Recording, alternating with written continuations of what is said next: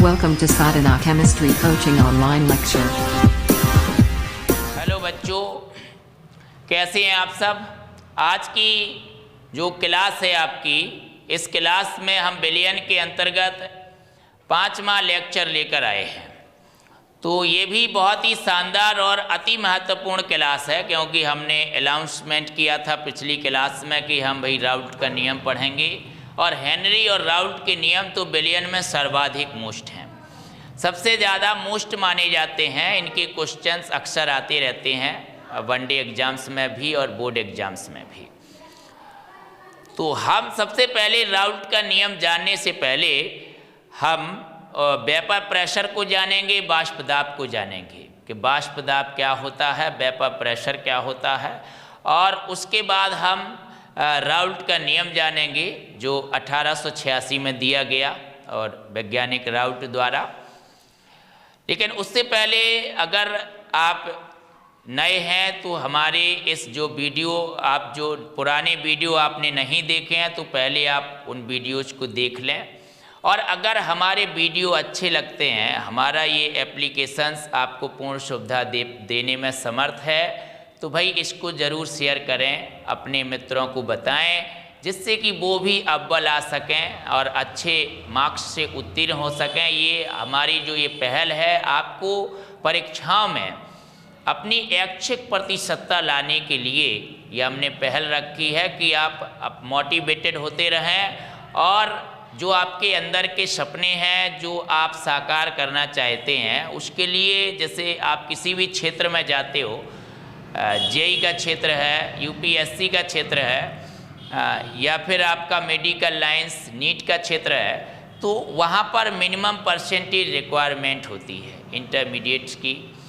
तो उस one day exams को आप भले ही क्रैक कर पाएँ, लेकिन आपकी जो मिनिमम परसेंटेज रिक्वायरमेंट है वो भी होती है। तो भाई अगर आप अच्छा बनना चाहते हैं तो आपको एक अच्छी सोच रखने की ज़रूरत है, और वो अच्छी सोच ये है कि आप अपनी परसेंटेज तय करें कि मुझे कितनी परसेंटेज से जो है पास होना है।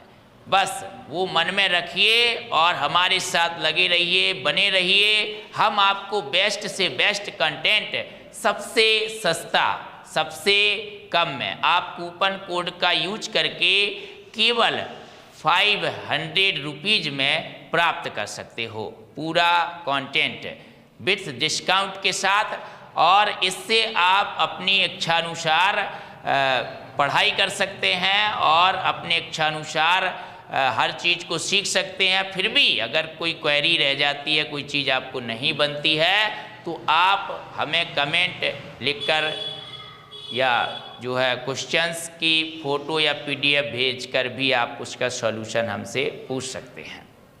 तो चलिए अब समय बर्बाद ना करते हुए फिर कभी हम इसके फीचर्स बताएंगे इस एप्लीकेशंस के। तो आज हम जान लेते हैं वेपर प्रेशर, वाष्प दाब के बारे में। वेपर प्रेशर, वेपर प्रेशर यानी कि वाष्प दाब। वाष्प दाब क्या होता है? जैसे जब हम किसी ठोस को गर्म करते हैं तो उसका ताप बढ़ता है, ताप बढ़ता जाता है, लेकिन एक ऐसा टेम्परेचर, एक निश्चित ताप पर ताप बढ़ना बंद हो जाता है। उस स्थिति में वो ठोस पिघलने लगता है, मेल्ट होने लगता है, द्रव में बदलने लगता है। यानी जब अवस्था चेंज होती है तो ताप निश्चित होता है। तो ठोस का द्रव में बदलने का जो ताप होता है वो गलनांक, मेल्टिंग पॉइंट कहलाता है। उसी तरह जब आप द्रव को गर्म करते जाते हैं तो निश्चित ताप पर द्रव भी वाष्प में बदलने लगता है। तो एक शुद्ध द्रव जब वाष्प में बदलता है और उसकी वाष्प जो दाब आरोपित करती है, उस दाब को हम वाष्प दाब कहते हैं, वेपर प्रेशर कहते हैं। सपोज डैट कि आप एक बंद पात्र में जल को गर्म कर रहे हो। जल पहले बॉयल होगा, 100 डिग्री सी पर जल उबलने लगेगा और धीरे धीरे उसकी भाप बनने लगेगी, और वो भाप क्या लगाएगी उस पात्र में? प्रेशर लगाएगी, दाब लगाएगी। उसी दाब को आप वाष्प दाब कहते हैं। आपने खाना कुकिंग देखी होगी तो कुकर देखा होगा, कुकर की सीटी भाप से जो है ऊपर उठ जाती है प्रेशर के कारण। तो वो भाप का प्रेशर होता है, वेपर का प्रेशर होता है, उसी को आप वेपर प्रेशर कहते हैं। तो देखिए जब भी आप द्रव को गर्म करते हैं तो उसकी वाष्प बनने लगती है और वाष्प ठंडी होकर द्रव बनने लगता है। आप केतली रखे हुए हैं, केतली के ऊपर ढक्कन रखा है, तो आप ढक्कन को उठाते हैं तो देखते हैं कि ढक्कन पर छोटी छोटी जल की बूंदें होती हैं।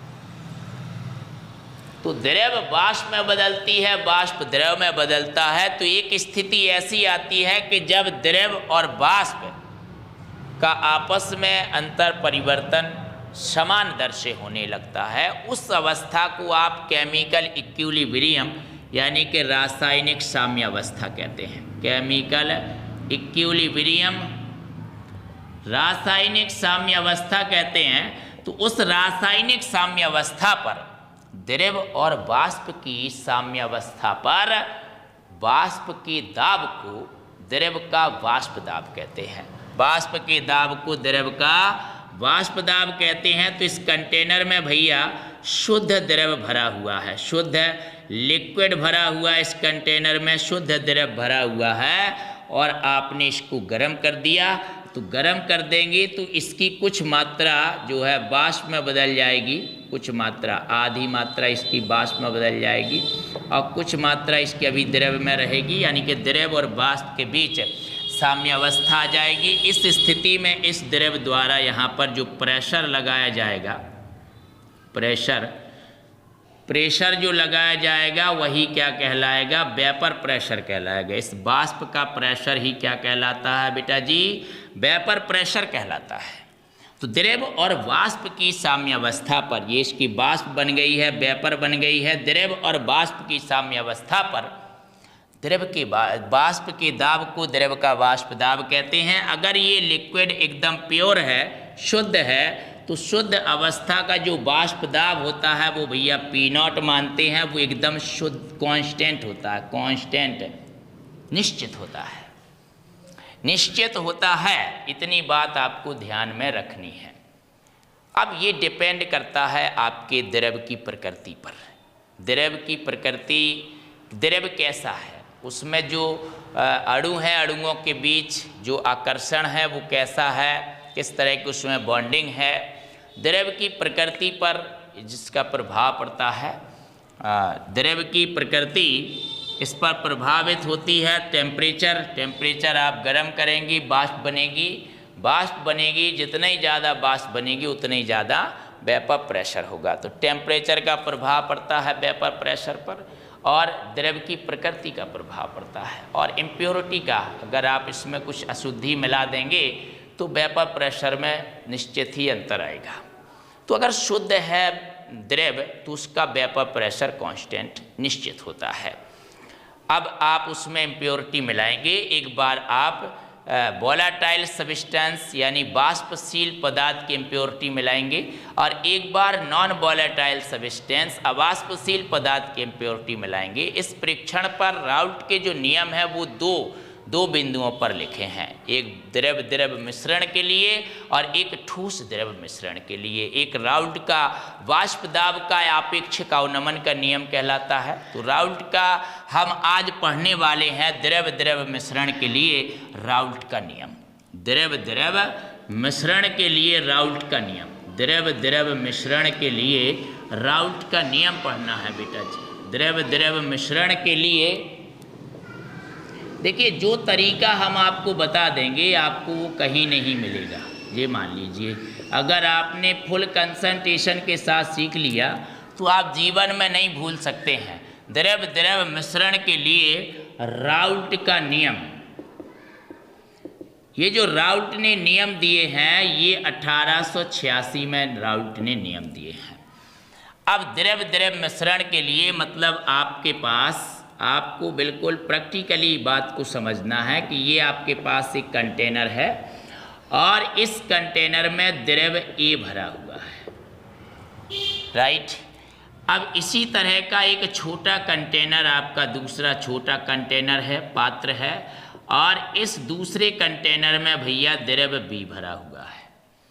अब आपने इन दोनों को एक बड़े कंटेनर में उड़ेल दिया, मिला दिया दोनों को एक बड़े कंटेनर में भैया, तो ये आपका बन गया A+B। क्या बन गया? A+B बन गया। दो द्रवों का द्रव द्रव मिश्रण बन गया, मतलब ये आपका सॉल्यूशन बन गया, सॉल्यूशन बन गया, मिश्रण बन गया। अब जो आपका द्रव A है ये शुद्ध है, इसकी जो शुद्ध अवस्था का वाष्प दाब की बात करें, शुद्ध अवस्था का जो इसका वाष्प दाब होगा, शुद्ध अवस्था का वाष्प दाब वो PA0 होगा, जो कि कांस्टेंट होगा। इसी तरह इसका शुद्ध अवस्था का वाष्प दाब होगा वो PB0 होगा, राइट। अब ये भी आपका वाष्पशील है, वाष्पशील मतलब इसकी वाष्प बनती है, द्रव है, वाष्पशील है, वाष्प बनती है, मतलब वोलेटाइल है, इंग्लिश में वोलेटाइल कहते हैं, वाष्पशील है।